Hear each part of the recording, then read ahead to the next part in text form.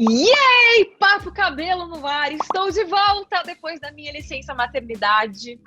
Pronta para ouvir, pronta para falar, pronta para aprender. E hoje, para essa volta, eu tô aqui com uma pauta que é muito importante. A gente sempre fala aqui no Papo Cabelo das questões raciais. Só que hoje a gente vai falar desse assunto aqui, da perspectiva do privilégio branco. E para conversar sobre esse assunto comigo, vai estar a Anne Romão. A Anne é responsável pela área de educação do IDBR, que é o Instituto de Identidades do Brasil. Vai ser demais. Tenho certeza que a gente vai aprender um monte hoje. Anne, obrigada por você estar aqui. Eu estou muito feliz. Esse é um assunto do qual eu tenho, assim, vários pontos de interrogação na minha cabeça, de verdade. Então, muito obrigada por você estar aqui. E aí, para a gente começar esse papo, eu queria que você explicasse como o IDBR atua e qual que é o seu trabalho dentro dele.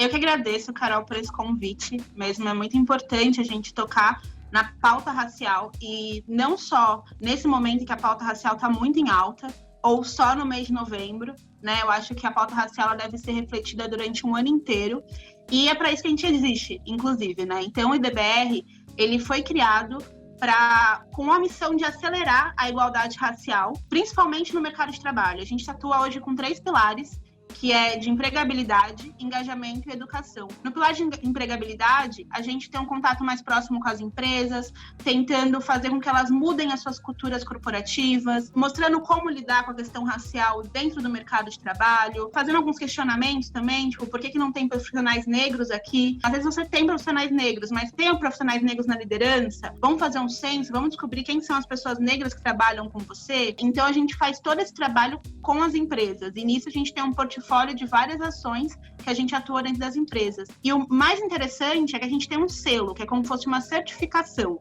e chama selo Sim à Igualdade Racial. Esse selo ajuda as empresas que querem se comprometer com a pauta racial, e aí a gente tem vários passos, a empresa entra em contato com a gente, ela fecha esse selo e a gente vai ajudar ela com ações dentro dessa empresa para que ela possa se certificar. E aí ela vai poder se comprometer, depois se engajar, que é o segundo passo, e por último influenciar outras empresas. Aí no nosso pilar de engajamento, agora recente, a gente teve o Prêmio Fórum Sim à Igualdade Racial.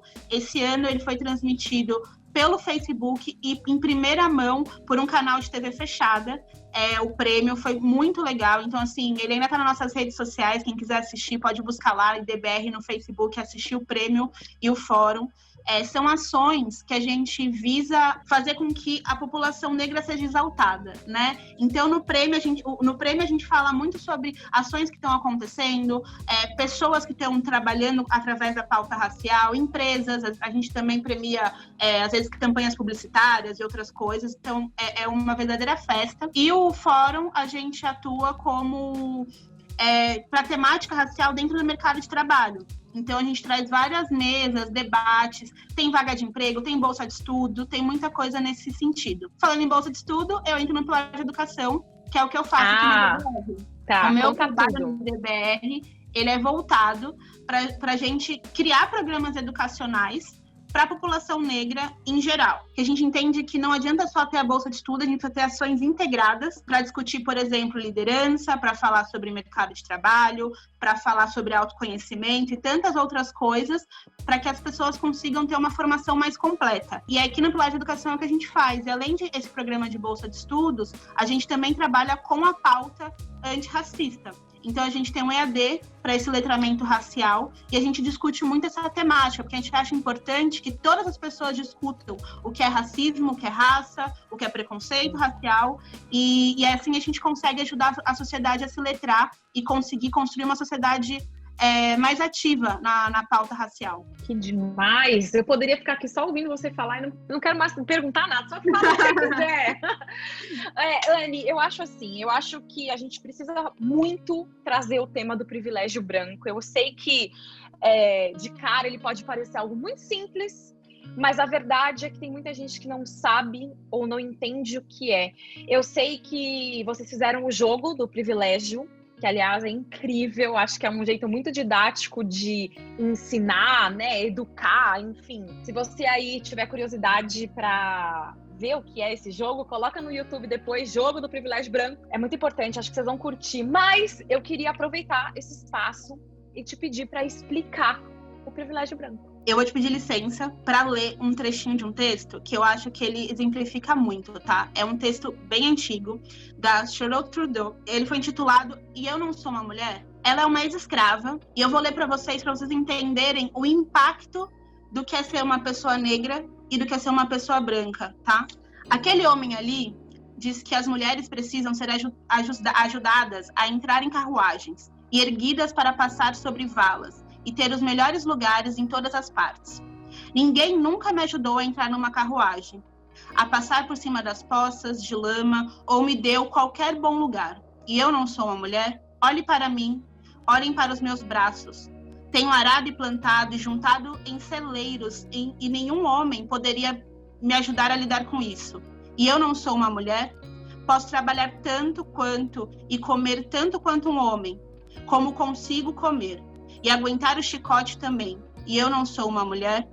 Dei à luz a 13 filhos e vi a grande maioria ser vendida para a escravidão. E quando eu chorei, com a minha dor de mãe, ninguém a não ser Jesus me ouviu. E eu não sou uma mulher? Eu gosto muito desse texto, por mais forte que ele seja, porque ele exemplifica muito isso. Você pediu para explicar um pouquinho do privilégio branco. Eu acho que é importante a gente entender que enquanto, por exemplo, as mulheres brancas estavam lutando pelos direitos de voto, as mulheres negras estavam lutando pelo seu direito de existir. E a gente carrega isso até hoje, Carol. Eu sei que é bem difícil, mas é um texto que eu acho muito importante quando a gente fala de privilégio branco. As pessoas muitas vezes falam assim, mas eu não fiz isso, não foi eu que cometi os atos contra os negros, contra a escravidão, não foi eu que realizei nada disso, mas a gente carrega isso até hoje. Então, você me perguntou um pouco sobre a questão do privilégio branco. O privilégio branco, ele fala muito sobre o ponto de partida. Exato. Mas a gente só sabe o ponto de partida se a gente olha esse contexto histórico. Nossa, tô aqui, tipo, é muito chocante, assim. Eu acho que tem duas coisas que aconteceram comigo aqui no Papo Cabelo, durante 2 entrevistas diferentes, que me levaram para um lugar em que o privilégio branco apareceu na minha cara, assim, sabe, Anne? A primeira vez foi com a Xongani, que hoje é embaixadora da Sala Online, e a Xongani perguntou assim para mim quando eu tinha me dado conta de que eu era branca.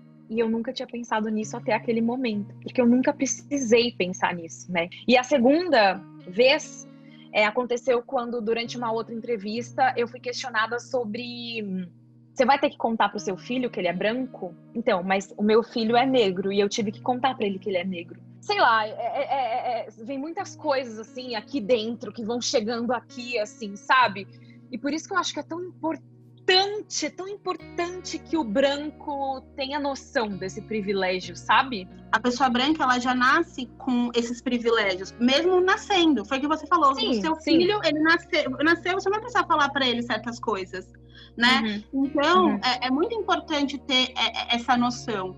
Saber de que a cor da sua pele, sim, a sua origem, sim, a sua história, sim, vão dizer quem você vai ser no mundo. Onde estão as pessoas brancas e onde estão as pessoas negras? Curioso que hoje mesmo eu li uma matéria que falava sobre que no mercado de brinquedos, em 2020, apenas 6% foi o número de bonecas negras fabricadas pelas maiores empresas que produzem bonecas no Brasil. Eu fiquei assim, cara, 6%. E quantas meninas e meninos e crianças e adultos, enfim, quantos negros tem no Brasil, né? Se a gente colocar isso numa escala, é completamente não proporcional, né?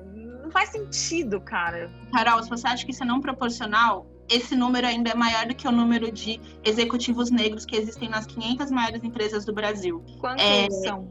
5%. E se a gente for falar de mulheres negras, esse número é de 0,4%. Só tem uma mulher negra em um cargo de grande numa empresa, que é a Rachel Maia.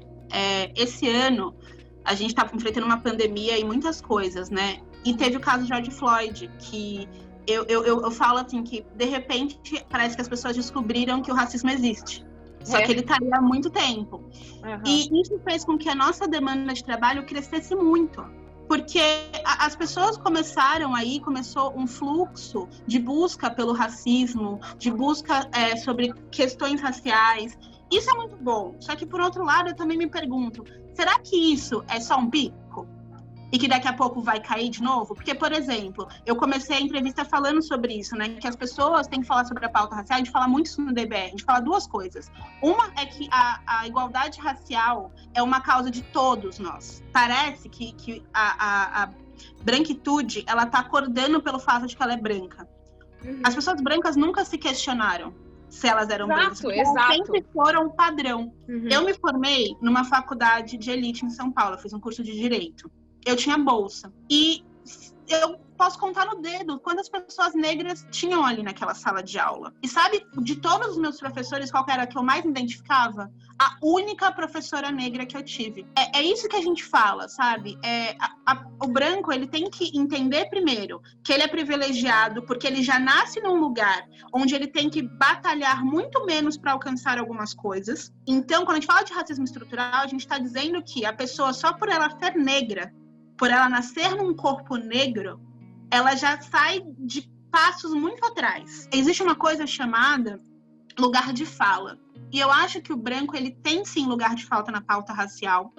E ele precisa usar do seu privilégio para falar sobre isso, que nem você está fazendo aqui. Abrir o seu espaço e falar sobre a pauta racial. Às vezes você vai trazer pessoas negras de pele clara ou escura para trazer esse ponto. Mas também é importante entender que não é porque uma pessoa é negra que ela vai ter que tratar sobre racismo, sobre raça, sobre tudo isso. Você trazer pessoas negras para esse espaço seu, por exemplo, para falar sobre outras coisas que não a questão racial.